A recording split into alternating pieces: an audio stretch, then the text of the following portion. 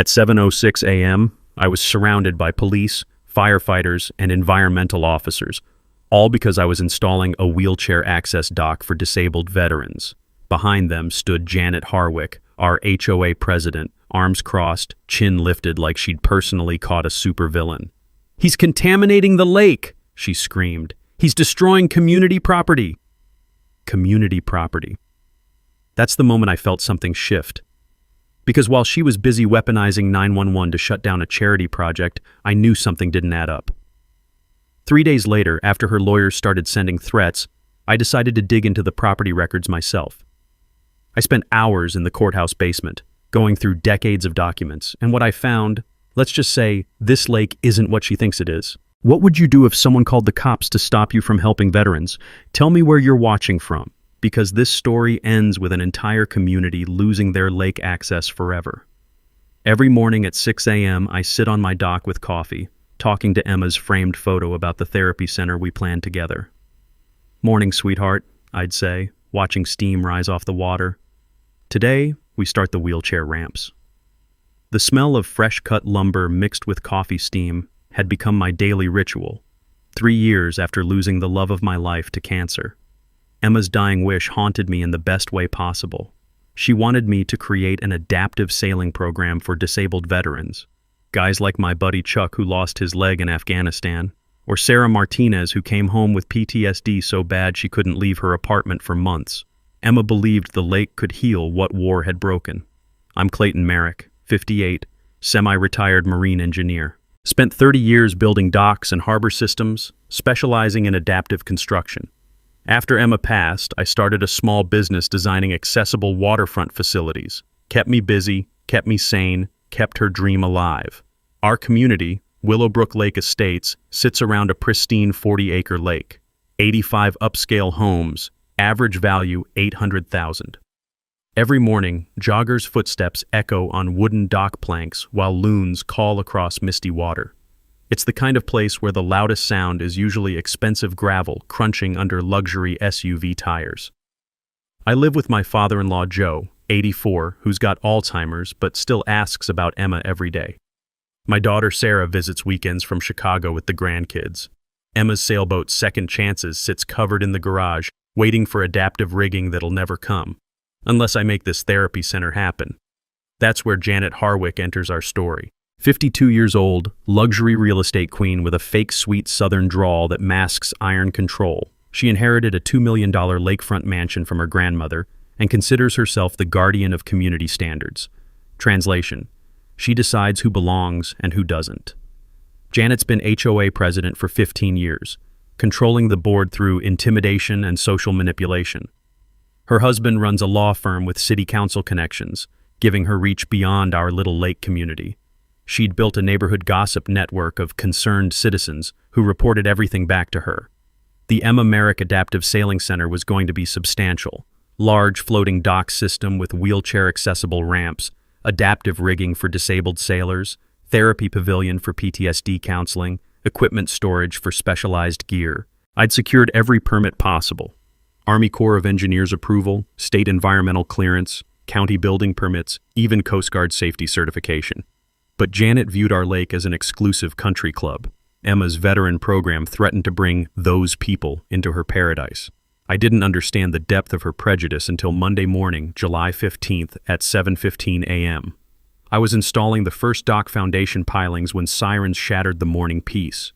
3 sheriff's cruisers, fire department hazmat unit, state environmental inspectors, code enforcement officer, 12 officials in total, all because Janet had called 911. Her recorded emergency call, which I'd later use as evidence, went like this. "This is Janet Harwick at 1247 Lakeshore Drive. There's a man dumping concrete and chemicals into our protected waterway. He's destroying the lake with illegal commercial construction. Send everyone, fire department, sheriff, environmental officers." Picture this, me standing in work boots and safety vest, calmly showing valid permits to 12 officials while Janet screams from her mansion deck in silk pajamas and a face mask. The diesel fumes from emergency vehicles mixed with the morning coffee I'd abandoned on my truck tailgate. The work stoppage order came despite my valid permits. My contractor abandoned the project, fearing legal liability. $15,000 in equipment deposits. Gone.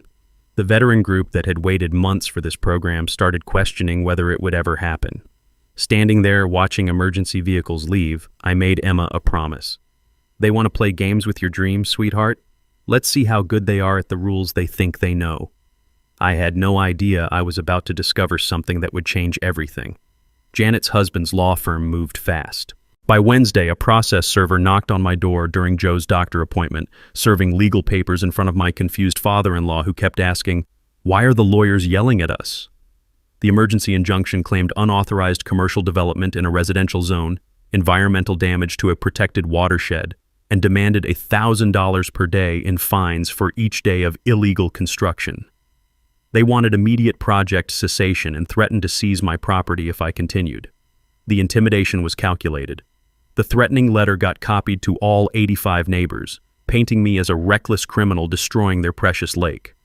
My contractor demanded a $5,000 kill fee to abandon the project. The adaptive equipment manufacturer canceled my custom order.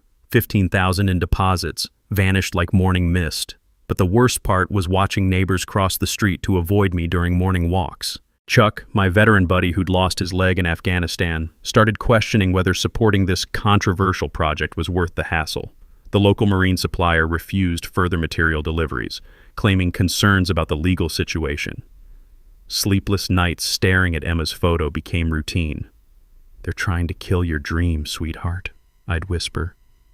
"But you always said fight smart, not hard." So I fought smart. 3 days at the county courthouse, diving into property records with the methodical precision that 30 years of marine engineering had taught me. The musty basement smell of old papers and binding glue became familiar as I examined original 1960s subdivision plats, traced easement documents through 5 decades, cross-referenced tax records, and survey maps.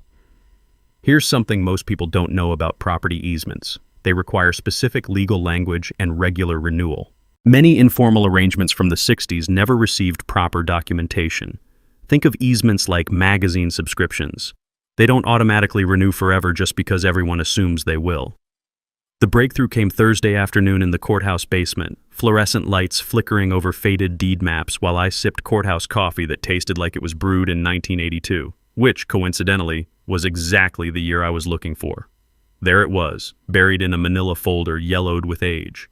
The original temporary easement allowing HOA road access across my property, dated June 1st, 1982. Expiration date clearly stated December 31st, 1982. Duration, 6 months for construction access only. I must have read it 10 times, checking for renewal documents, amendments, extensions, nothing. No legal documentation existed for permanent access. Translation: 40-plus years of community assumptions had just become 40-plus years of illegal trespassing. Walking back to my truck, boots echoing in empty courthouse hallways, I realized I'd discovered something bigger than dock permits. Every neighbor, every boat launch, every lake party, everything depended on crossing my land illegally. That evening, I called Emma's photo my discovery. "Remember what you used to say about bullies, sweetheart? They're loudest when they're standing on the weakest ground. Well, guess what ground Janet's been standing on?" The real humor hit me later. Janet's lawyer, wearing his $500 Italian suit to threaten a guy in Carhartt work pants and steel-toed boots, had just spent billable hours defending a position that didn't legally exist, like bringing a yacht to a canoe fight. But I wasn't ready to play my ace yet.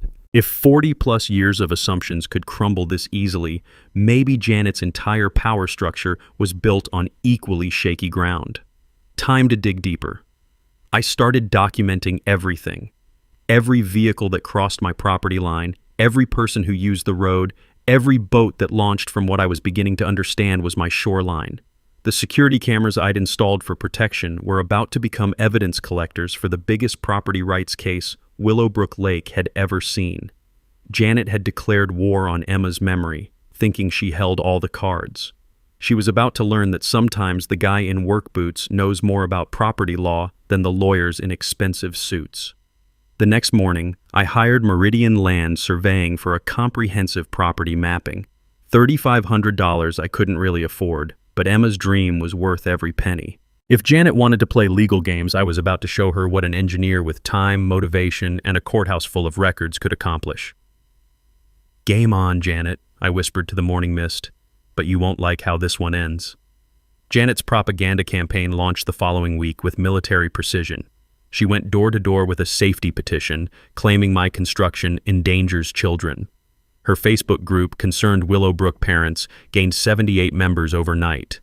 Anonymous flyers appeared in mailboxes showing before and after photos of supposed lake destruction, photoshopped images that would have made a Hollywood effects team proud.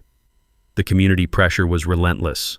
60 signatures demanding project cancellation, next-door posts about the aggressive veteran causing problems, WhatsApp groups spreading rumors about PTSD outbursts I'd never had. Ring doorbell footage got shared claiming I was surveilling neighbors when I was just walking my property line. My business started suffering immediately. The marine supply store refused material delivery after receiving safety concerns from multiple customers. My insurance company questioned coverage for this controversial project. 3 potential clients canceled dock contracts after Googling my name and finding Janet's smear campaign. Personal isolation cut deeper than financial pressure. Morning joggers crossed the street to avoid my property. Grocery store conversations stopped when I entered. Even my daughter Sarah received concerned calls from Chicago friends who'd seen the Facebook posts. "Dad, maybe you should just build somewhere else," she suggested during our Sunday call. The stress triggered my chronic back pain, old injury from my Navy days. I was skipping meals, losing weight, having increasingly desperate conversations with Emma's photo. "They're turning everyone against us, sweetheart. How do I fight a whole community?" But I'd learned something in the core. When under fire, gather intelligence, and strike back harder. I hired Meridian Land Surveying, the best firm in the county. The surveyor's truck rumbled into my driveway Tuesday morning, diesel generator whirring as they began comprehensive property mapping. The survey process was fascinating to watch. GPS coordinates established exact property lines. Historical survey comparison revealed 60-plus years of boundary shifts. Metal detectors located original iron survey markers buried under decades of landscape changes. The metallic ping of survey stakes being driven into ground became the soundtrack to my counterattack. While surveyors worked, I installed a professional 16-camera security system covering my entire shoreline. Motion sensors along property boundaries, digital recording with cloud backup, remote monitoring via smartphone app. If Janet wanted to play games, every move would be documented in high definition. Thursday afternoon, the survey results arrived. I opened that manila envelope with shaking hands, and what I found inside changed everything. The HOA clubhouse sat entirely on my property, 15 feet over the boundary line. The boat launch ramp was 100% on my land. The community beach area was 60% unauthorized use of private property. Even their parking lot was 30% trespassing. Here's a legal principle most people don't understand. When you build structures on someone else's property, those structures legally become that landowner's property under something called the fixtures doctrine. Translation: Janet's $200,000 clubhouse had just become my clubhouse. I laughed so hard that Joe came shuffling out from his afternoon nap asking what was so funny. "Just found out we own a clubhouse, Joe." He scratched his head. "When did we buy a clubhouse?" "We didn't, Joe. They built it for us." That evening, I spread survey maps across my kitchen table like a general planning an invasion. The crunch of expensive gravel under surveyor boots still echoed in my memory as I traced boundary lines with my finger. Every assumption this community had made about property ownership was wrong. The surveyor had asked me an interesting question. "Who approved building a clubhouse on your land?" My answer: same people who approved crossing my property for 40 years. Nobody. But the survey revealed something even more significant. Not only was the road access illegal, but the entire HOA infrastructure violated my property rights. Clubhouse, boat launch, beach area, parking lot, all built on land they didn't own, operated by people who'd never asked permission. I called my attorney, Maria Santos, a property rights specialist I'd found through the Veterans Legal Aid Network. Her initial consultation was eye-opening. "Clayton, you don't just have a case here, you have a slam dunk. The question isn't whether they're trespassing, it's how much compensation you're entitled to for 40-plus years of unauthorized use." Maria explained that I could potentially claim ownership of everything they'd built on my property, plus demand fair market rent for decades of illegal occupancy. We're talking hundreds of thousands of dollars in damages. That night, I had my first peaceful conversation with Emma's photo in weeks. Turns out fighting smart was the right choice, sweetheart. They've been so busy telling me what I can't do, they forgot to check whether they had any right to be here in the first place. The security cameras were already paying dividends, catching neighbors I'd never seen before using their beach on my property.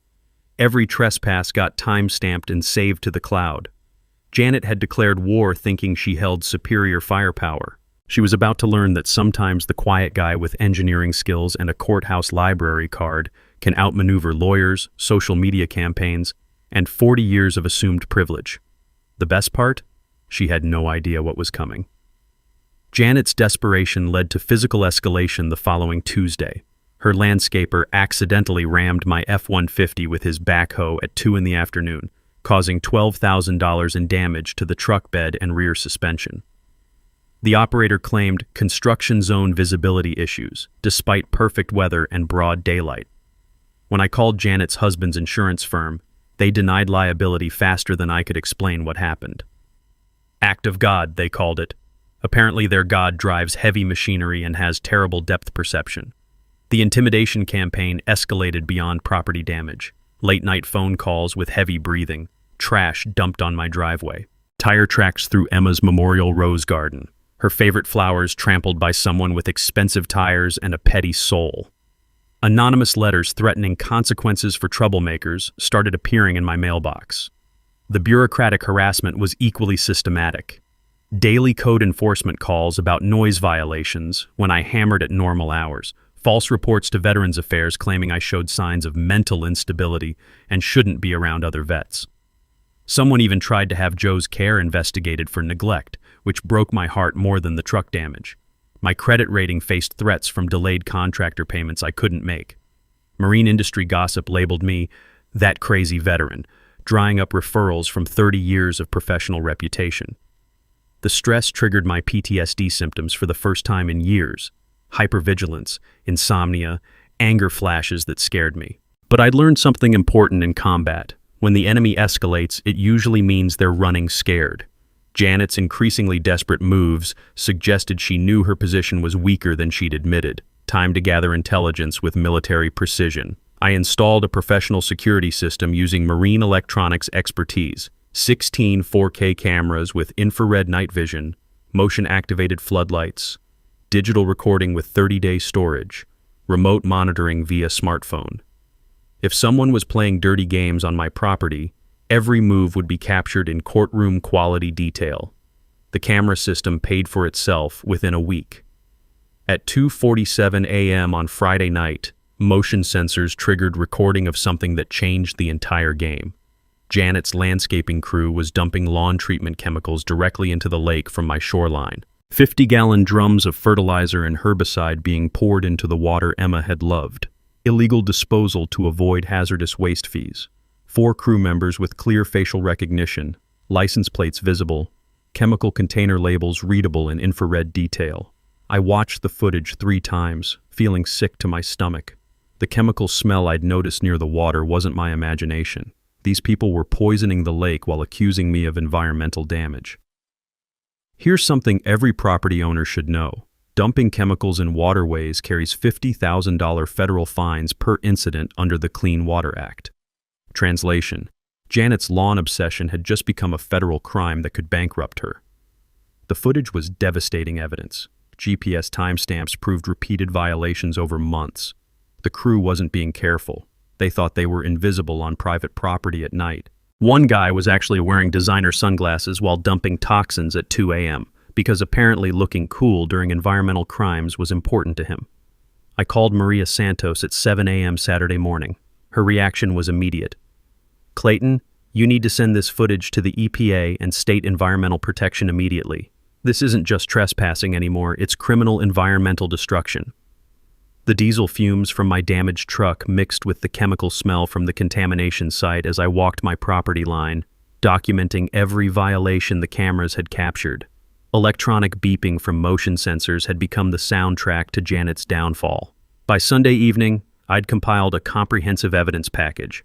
Time-stamped footage of environmental crimes, audio recordings of threatening phone calls, photographic documentation of property damage, GPS tracking of trespassing vehicles, What started as a dock permit dispute had become a federal criminal case. The irony was perfect. Janet had called 911 claiming I was damaging the lake, while her crew was literally poisoning it under cover of darkness. She'd accused me of illegal construction while building her entire community infrastructure on stolen land. Every accusation she'd made was projection of her own crimes.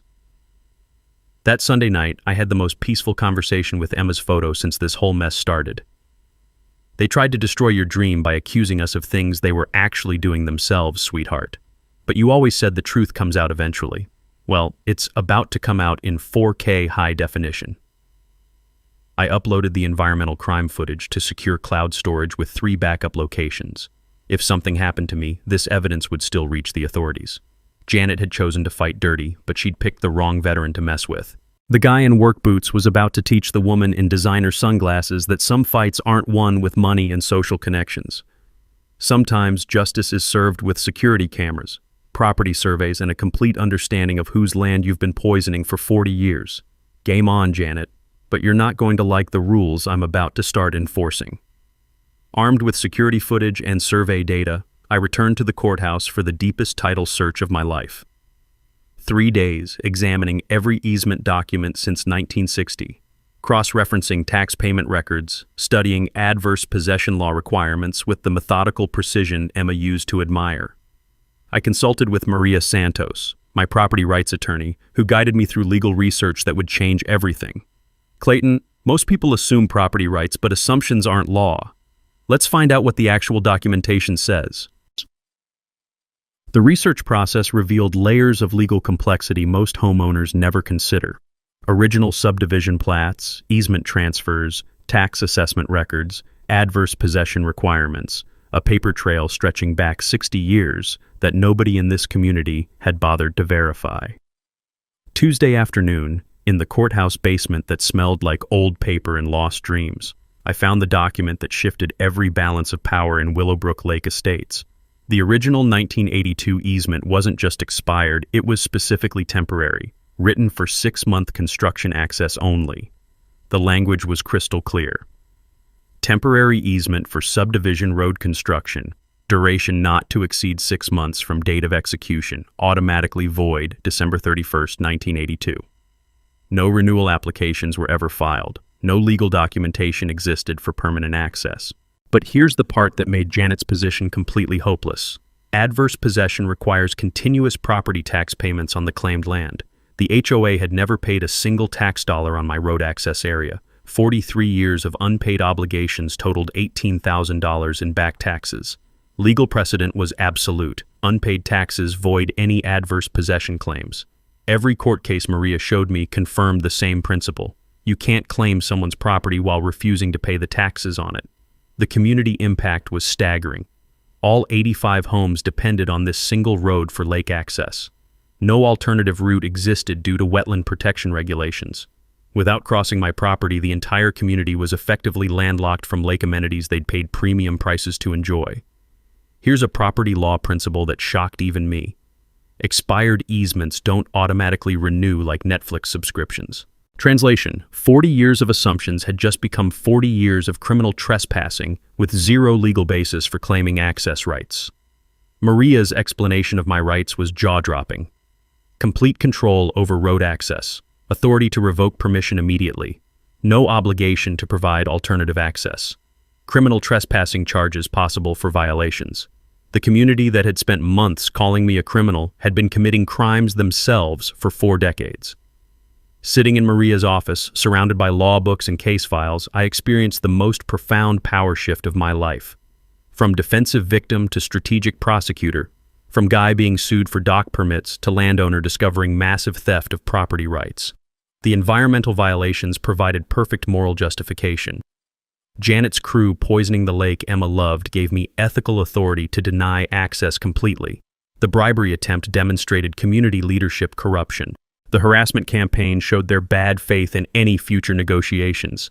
That evening, I spread legal documents across my kitchen table like a general planning the decisive battle. Joe shuffled over, asking in his confused way, "What's all this paperwork, son?" I smiled for the first time in weeks. "Justice, Joe. 40 years late, but finally arriving." I had three options: negotiate new easement terms, which would legitimize decades of theft, sue for damages, which would take years and cost a fortune, or exercise my absolute legal right to deny access completely, which would destroy property values but honor Emma's memory by ending the community that had tried to destroy her dream. Emma's photo seemed to smile as I explained the situation. They wanted to play legal games, sweetheart. Turns out I know the rules better than they do. The choice was clear. Time to build something Emma would be proud of. The garage became my war room. Emma's sailing trophies watched over blueprint sketches covering every horizontal surface as I designed the most elegant trap in property rights history. If Janet wanted to destroy veterans' dreams using legal technicalities, I'd return the favor using engineering precision. The gate system design combined 30 years of marine engineering with pure strategic genius. 12-foot steel barriers on hydraulic pistons, underground concrete foundations 8 feet deep, remote activation via marine radio system, battery backup for 72-hour operation, the same technology that lifts boat engines, strong enough to stop 200 cars. Construction required stealth and misdirection, welding custom steel frameworks during routine garage projects while neighbors heard mysterious sounds but couldn't see over my privacy fence, pouring concrete footings during landscaping improvements that looked innocent from the road, installing hydraulic lines disguised as irrigation system upgrades. The spark shower from welding steel gate frames mixed with the hydraulic fluid smell during pressure testing. Coffee percolated constantly during late-night planning sessions while Joe shuffled around asking about all the noise. I'd explain, "Just building a better fence, Joe." His confused response, "Awful fancy fence for keeping rabbits out." My reply, "These are some pretty big rabbits." Maria Santos prepared comprehensive legal documentation while I built physical infrastructure. Quiet title action establishing absolute ownership, cease and desist notices for all 85 households, trespassing complaint templates, environmental violation reports for state agencies. The evidence compilation was devastating. 43 years of unpaid property taxes, survey maps showing exact boundary violations, security camera footage of chemical dumping, witness statements from environmental experts. The financial analysis was staggering. Real estate appraiser calculated exclusive lake access easement at $380,000 based on waterfront property comparisons. Clubhouse and amenities on my land, $200,000. Environmental damage compensation, $150,000. Total claim value, $730,000. But money wasn't my motivation. Emma's dream was. Alley recruitment happened quietly but effectively. The Disabled American Veterans Chapter supported the project with 15 adaptive sailing program participants ready to testify. Marine Corps Brotherhood provided character witnesses. Combat veterans offered security expertise I hoped I wouldn't need. Environmental advocates joined enthusiastically. Lake Conservation Society documented pollution damage. Wildlife Rehabilitation Center cited habitat destruction from chemical dumping. State environmental lawyer offered pro bono assistance for federal violations. 12 neighbors secretly supported me but feared Janet's retaliation. Local marine businesses provided equipment. Adaptive Sports Foundation offered funding. Media contacts promised fair coverage when the story broke. The technical preparation was meticulous. Security cameras positioned to capture gate activation from multiple angles. Audio recording systems for all interactions. Drone footage capability for aerial perspective. Live streaming setup for real-time documentation. Timeline coordination focused on July 4th festival. Janet's annual community celebration that would become the perfect trap. 300 attendees expected, including residents and guests. Local news covering successful community spirit. County sheriff providing security presence. State environmental officers conducting follow-up lake inspection. The activation sequence was precisely planned. 2 p.m. festival peak, all vehicles parked in lakefront area on my property. Media present for community celebration coverage. Remote gate activation trapping the entire gathering. 28 seconds for full barrier deployment. Material sourcing required creativity and discretion. Marine salvage yard provided hydraulic components without questions. Steel fabricator cut custom gate panels for boat lift project. Concrete supplier delivered landscaping materials without suspicion. Electronics shop provided remote control systems for garage door upgrade. Testing was crucial and secretive. Gate deployment rehearsed 5 times during early morning hours. Remote control range verified from concealed positions. Camera angles optimized for maximum evidence capture. PA system volume calibrated for 300-person crowd. The hydraulic pump whirring during pressure tests became my favorite sound. Hydraulic systems use pressurized fluid to move heavy loads reliably. Marine-grade components resist corrosion and provide dependable operation under stress. Translation. The same engineering that powers yacht lifts was about to lift my community's assumptions about property rights. Legal documents were finalized and printed. Trespass notices personalized for each household. Police complaint forms completed. Environmental violation reports prepared. Media contact list included 12 outlets ready for the biggest property rights story in county history. Physical systems tested perfectly. Gate activation time, 27 seconds. Remote control range, 500 yards. Camera coverage, 100% property perimeter. Emergency override, manual hydraulic pump accessible from secure location. The night before July 4th, I sat in the garage surrounded by completed preparations, talking to Emma's photo one last time before execution. Tomorrow your dream gets protected, sweetheart, and 40 years of theft gets ended. You always said justice delayed isn't justice denied if it finally arrives. Everything was ready. The community that had tried to destroy Emma's legacy was about to learn that some fights aren't won with money and lawyers. Sometimes justice is served with property surveys, security cameras, and an engineer who knows exactly whose land they've been stealing for 40 years. Time to spring the trap. Janet's desperation reached new heights Tuesday before the festival. She requested a private meeting to discuss community concerns, suggesting we meet at Starbucks to appear legitimate. I agreed, knowing this would be her last-ditch attempt to avoid the trap closing around her. Tuesday at 3 p.m., Janet arrived in her $90,000 Mercedes, wearing designer sunglasses and carrying an official HOA folder. The woman who'd spent months calling me a criminal was about to offer me a bribe in broad daylight. "Clayton, we've gotten off on the wrong foot," she began with that fake, sweet Southern drawl. "The community appreciates your service. We'd like to offer a $25,000 community service award plus a permanent seat on the HOA board. All you need to do is abandon this dock project and work with us on appropriate lake improvements." She slid a pre-written check across the table from something called the Community Appreciation Fund, money that I'd later discover came from embezzled HOA assessments.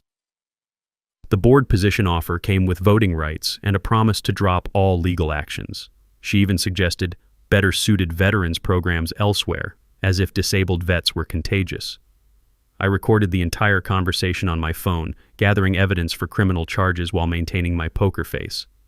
"Janet, that's generous, but Emma's dream isn't for sale. Besides, I've learned some interesting things about property lines and easements. Maybe we should discuss your club's legal status instead." Her face went pale beneath the designer makeup. "What do you mean?" "I mean, 43 years of unpaid property taxes kind of puts a dent in adverse possession claims, but we can discuss that later." I forwarded the bribery recording to the State Ethics Board, District Attorney's Office, and Veterans Advocate within an hour.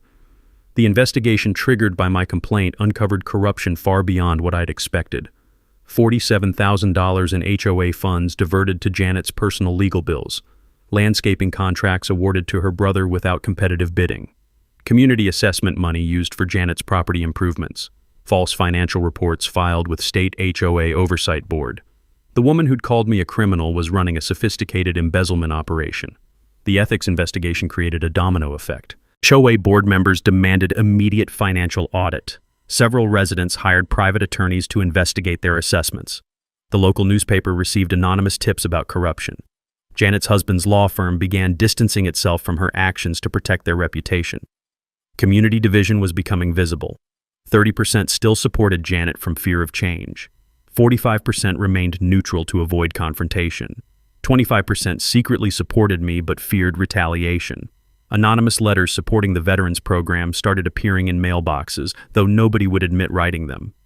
Legal pressure was building from multiple directions. State Ethics Board launched formal investigation. District Attorney reviewed bribery evidence. Environmental Protection Agency received chemical dumping reports.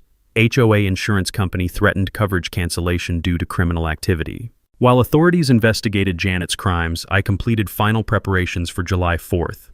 Hydraulic gate system armed and tested, media contacts alerted to community story developing, veterans advocates prepared press statements, environmental lawyers organized pollution documentation. The irony was perfect. Janet trying to look casual while offering a $25,000 bribe in a Starbucks parking lot, wearing sunglasses indoors and checking surroundings like an amateur spy. Ma'am, this is a Starbucks, not a John le Carré novel. Thursday evening, I conducted final system tests under cover of routine maintenance. Gate deployment, 26 seconds. Remote activation from multiple concealed positions. Camera coverage optimized for festival crowd documentation. PA system ready for community announcement. Janet's remaining power base was crumbling. Social manipulation couldn't overcome criminal investigations. Husband's legal connections were weakening under ethics scrutiny.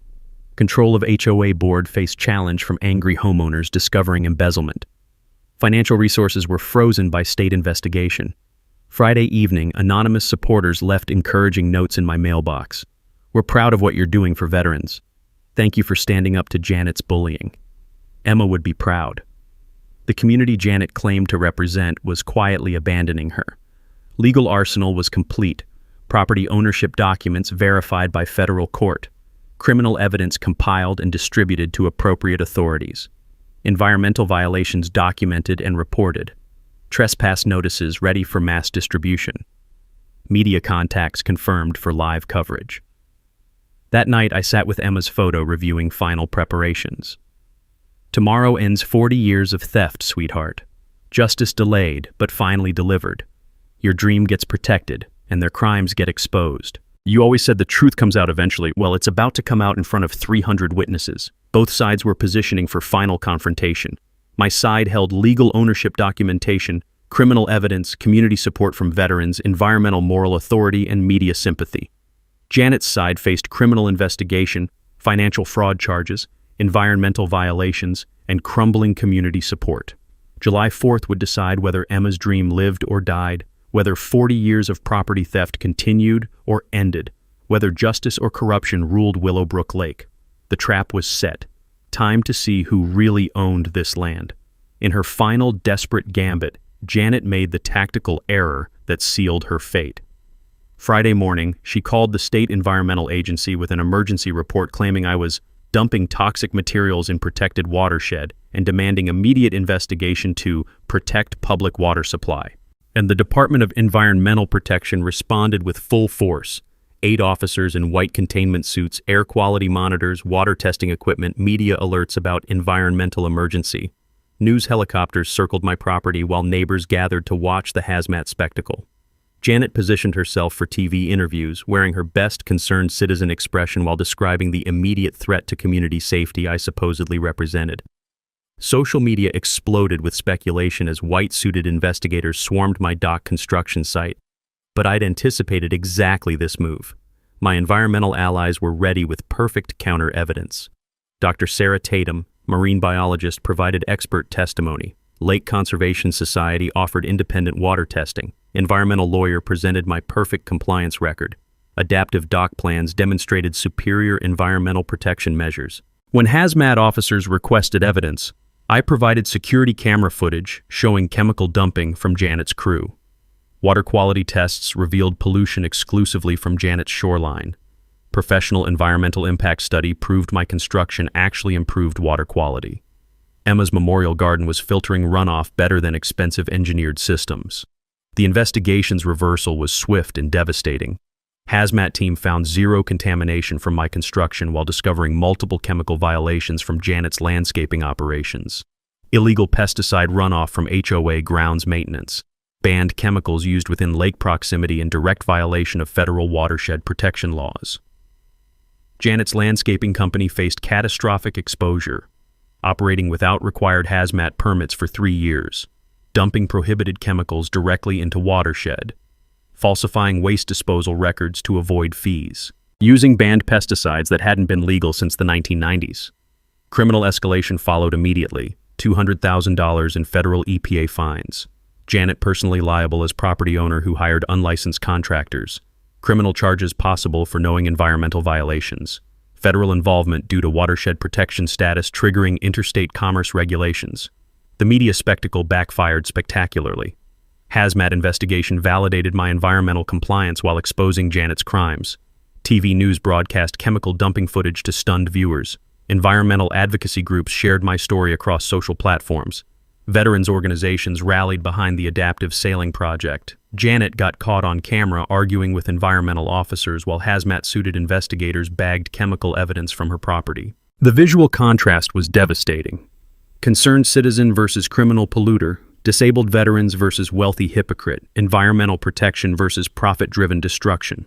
Social media explosion was instantaneous. Ring doorbell footage of midnight chemical dumping went viral within hours. Environmental advocacy groups shared my story nationwide. Veterans organizations mobilized support across multiple states. HOA abuse prevention organizations adopted my case as prime example of corruption. Community tension reached breaking point. Pro-Janet faction shrank to 20%, mostly wealthy retirees terrified of change. Neutral residents tilted heavily toward me after environmental revelations. Open supporters grew to 40%, emboldened by media coverage and criminal evidence. HOA board faced organizational crisis. Emergency meeting called to address Janet's leadership. 3 board members resigned over ethics investigation. Community assessment payments suspended pending financial audit. Legal counsel withdrew representation due to conflict of interest and criminal implications. Friday evening, I conducted final festival preparations while news vans lined my street. Legal documentation organized for mass distribution. Criminal complaint forms pre-filled for sheriff's convenience. Environmental violation evidence compiled for media access. Hydraulic gate system armed for remote activation. The contrast was surreal. White hazmat suits rustling in evening breeze while investigators bagged evidence of Janet's environmental crimes. Chemical testing equipment beeping continuously as officers documented contamination. News helicopter rotors chopping overhead while reporters prepared stories about corruption and environmental destruction. Environmental officers' conversation with Janet became comedy gold. "Ma'am, why is your landscaper dumping chemicals at 2 a.m.? Janet's response, "That's when the fish are sleeping?" Officer's deadpan reply, "Ma'am, fish don't sleep. Also, these chemicals kill fish whether they're sleeping or not."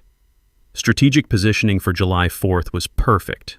I held complete legal vindication, environmental moral authority, media support and documentation, government agency backing, and community sympathy majority. Janet faced criminal investigation, environmental violations exposed, community support evaporated, legal representation withdrawn, and media portrayal as environmental criminal. That evening, I sat with Emma's photo reviewing the transformed landscape. "They tried to destroy your dream by calling us criminals, sweetheart, while they were literally poisoning the lake you loved. Tomorrow, 40 years of lies end and your sailing center becomes reality." The festival would determine everything. Justice or corruption, environmental protection or continued contamination, Emma's dream or Janet's nightmare. 300 witnesses would watch the biggest property rights confrontation in county history. Final systems check showed green across all indicators. Gate deployment ready, media coordination confirmed, legal documentation prepared, environmental evidence compiled. Veterans supporters positioned strategically throughout expected crowd. Tomorrow, the community that had tried to destroy Emma's legacy would learn the difference between assumed rights and actual ownership, between social manipulation and legal reality, between getting away with crimes and facing consequences. The trap was armed. Justice was ready. July 4th arrived with perfect weather for the biggest property rights showdown in Willowbrook Lake history. 300 festival goers packed the lakefront area, completely unaware they were parking on stolen land about to be reclaimed. Janet's annual community celebration was in full swing by 2 p.m. Catered barbecue, live band, children's activities, local news crew covering heartwarming community spirit. County Sheriff Daniels provided festival security while state environmental officers conducted follow-up lake inspection from the week's chemical contamination discovery. Every vehicle was trapped in the lakefront parking area, my property, according to 43 years of ignored survey maps. Single road exit controlled by my hidden gate system. No alternative escape route due to wetland protection barriers. Festival attendees laughed and celebrated, completely oblivious to the legal earthquake about to hit. At 2:47 p.m. from my concealed position 200 yards away, I activated the remote control. 27 seconds later, 12-foot steel barriers rose from underground like mechanical flowers blooming in fast forward. Hydraulic pistons pushed gleaming gates skyward with industrial precision, while festival music played and children laughed. The only road exit vanished behind engineered steel that could stop a tank. The collective gasp from 300 people created a sound I'll never forget. Festival music cut to dead silence. Conversation stopped mid-sentence. Children pointed at the impossible sight of gates materializing from empty ground. News helicopter captured perfect aerial footage. Colorful festival trapped in geometric steel prison. Expensive cars helplessly enclosed. Community celebration transformed into captive audience for property rights education. Janet's voice cracked over the festival PA system. "Clayton Merrick, open these gates immediately. You can't trap people like animals. This is kidnapping. Sheriff, arrest this man." I walked calmly to the microphone, boots crunching on gravel that had witnessed 43 years of theft. "Ladies and gentlemen, welcome to my property. For 43 years, this community has trespassed illegally across my land. Today, I'm exercising my legal right to control access. You have 30 minutes to hear the truth before I consider opening my gates." Sheriff Daniels, who'd been briefed by my attorney, addressed the crowd professionally. "Ma'am, I've reviewed the property documents. Mr. Merrick is within his legal rights. Everyone stay calm while we sort this out." The festival's movie screen became a courtroom exhibit as my prepared presentation began. Original 1982 temporary easement with clear expiration date. Survey maps showing extensive property violations. Unpaid property tax records totaling $18,000. Security camera footage of chemical dumping in high definition. Dr. Sarah Tatum took the microphone. "The chemical contamination documented in this footage has killed approximately 30% of our lake's fish population and contaminated the drinking water intake 2 miles downstream. These aren't minor violations. They're environmental crimes that affect everyone in this watershed." 50 smartphones recorded simultaneously as environmental protection officers served Janet her warrant for federal environmental violations. The charges read aloud included illegal disposal of hazardous materials, environmental contamination, conspiracy to commit fraud through the bribery attempt, and embezzlement of HOA funds. Janet's arrest in patriotic red, white, and blue festival outfit created the perfect visual metaphor. Criminal led away in handcuffs while news cameras rolled, surrounded by the community she'd claimed to protect but had actually poisoned and robbed for years. Community reaction evolved through predictable phases. Shock and disbelief for 5 minutes. Anger and demands for gate opening for 10 minutes.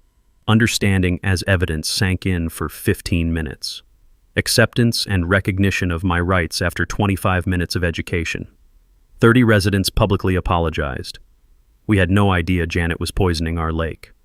Your dock project will help heal the environmental damage. We should have supported the veterans program from the beginning, but my decision was final. This community spent 43 years taking what wasn't theirs and calling it tradition. You poisoned the lake my wife loved and discriminated against the veterans she wanted to help. Your access to this property is permanently revoked due to criminal activity. Find another way to your lake."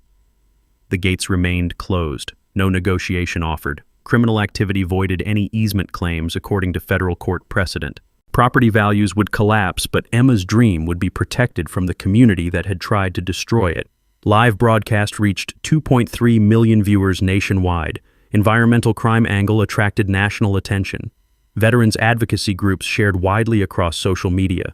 HOA abuse prevention organizations adopted the case as primary example of corruption consequences. As the sun set over Willowbrook Lake, 300 people sat trapped in folding chairs and luxury cars, learning the hardest lesson in property law. Assumed rights aren't actual rights, and 43 years of getting away with theft doesn't create legal ownership. The mic drop moment had arrived, and justice was served with hydraulic precision. The federal court ruling was swift and absolute. Permanent access revocation justified by criminal violations. 43 years of unpaid taxes voided adverse possession claims completely. Environmental crimes provided legal basis for denying easement renewal. My absolute property rights were confirmed at the highest level. No negotiation was possible. Criminal trespassing eliminated good faith basis for easement discussions. Environmental violations created liability I couldn't legally ignore. Bribery attempt demonstrated community leadership corruption. Legal precedent prevented forced easement under these circumstances. Court-ordered compensation totaled $550,000, $280,000 for unpaid easement fees over 4 decades, $150,000 for environmental damage restoration. $75,000 in legal fees and court costs, $45,000 for property damage from the intimidation campaign. The HOA dissolved immediately. Organization disbanded due to inability to provide lake access amenities members had paid for. Community assessments suspended permanently. Shared facilities like clubhouse and beach reverted to my ownership. Property maintenance responsibilities returned to individual homeowners. Property value collapse was devastating but deserved. Lakefront homes lost 40 to 60% value without lake access. 23 families forced to sell at massive losses. Real estate market flooded with former lakefront properties. Community infrastructure became individual responsibility without collective organization. 35% of residents sold within 6 months. Young families moved first, unable to afford the value loss. Retirees got trapped by underwater mortgages. Rental properties converted to year-round housing for people who couldn't afford better neighborhoods. The Emma Merrick Adaptive Sailing Center opened exclusively for disabled veterans exactly as Emma had dreamed. 12 wheelchair-accessible boats operational by Labor Day. PTSD counseling pavilion completed using court settlement funds. Adaptive equipment funded by environmental damage compensation. 47 disabled veterans participated in the first year. Adaptive sailing program reduced PTSD symptoms by 60% according to VA studies. National veterans organizations funded expansion programs. Emma's legacy inspired 12 similar therapy centers nationwide. Environmental restoration exceeded all expectations. $150,000 in cleanup funds removed chemical contamination completely. Fish population recovered to healthy levels within 18 months. Water quality surpassed pre-contamination baseline. Wildlife habitat restoration created protected nature preserve. State Environmental Agency designated my property as protected habitat. Lake Conservation Society established research station using clubhouse I'd legally acquired. University Marine Biology Program conducted ongoing ecosystem studies. Federal grants supported long-term environmental monitoring. Conservation easement protected the property from future development. Adaptive Sailing Center received perpetual operating permits. Environmental monitoring requirements prevented future contamination. Veterans' access rights were legally protected forever. The Emma Merrick Foundation, established with settlement funds, expanded impact beyond our lake. Scholarship program for adaptive sports therapy training. National advocacy for veterans' environmental therapy programs. Legislative initiative for HOA transparency and accountability requirements. Visual irony was perfect justice. 8-foot privacy fence installed along entire property line with no trespassing, violators prosecuted signs every 10 feet. Former neighbors watched through fence slats as disabled veterans enjoyed lake access they could never have again. Real estate for sale signs lined every street like patriotic bunting, creating a monument to the consequences of enabling corruption and environmental crime. 12 former neighbors apologized personally and volunteered at the sailing center. I forgave individuals who were manipulated but maintained property boundaries. Community healing happened slowly, one relationship at a time. Joe, in rare moments of clarity, would watch veterans learning to sail and comment, "Emma would be proud. You built something that helps people instead of hurting them." Every morning, I still sit on my dock with coffee and Emma's photo, watching disabled veterans learn to navigate waters that are finally clean. The lake that was poisoned by greed now heals warriors poisoned by war. Justice served, promise kept, legacy honored. The Sailing Center serves 30 to 40 veterans monthly. Weekend family programs help military spouses understand adaptive recreation. Children of disabled veterans learn sailing alongside their parents. Emma's dream exceeded even her wildest hopes. Property justice stories like mine happen more often than people realize. Always verify easement documentation before buying waterfront property. HOA financial transparency prevents embezzlement. Environmental violations carry federal criminal penalties. Property rights require active protection and legal knowledge. Share your HOA nightmare in the comments below. Help others avoid these traps. Subscribe and ring the bell for property justice stories every Tuesday. Next week, landlord kept my security deposit until I discovered he didn't actually own the building. Emma's dream lives on in every veteran who finds peace on clean water, every family that discovers adaptive recreation, every person who learns that sometimes justice delayed isn't justice denied, it's just justice with compound interest. Thanks for hanging out with us on HOA Stories, where the HOA Karens meet their match. If this story had you cheering or cringing, go ahead and like the video, drop a comment with your reaction, and hit subscribe so you're ready for the next wild HOA tale.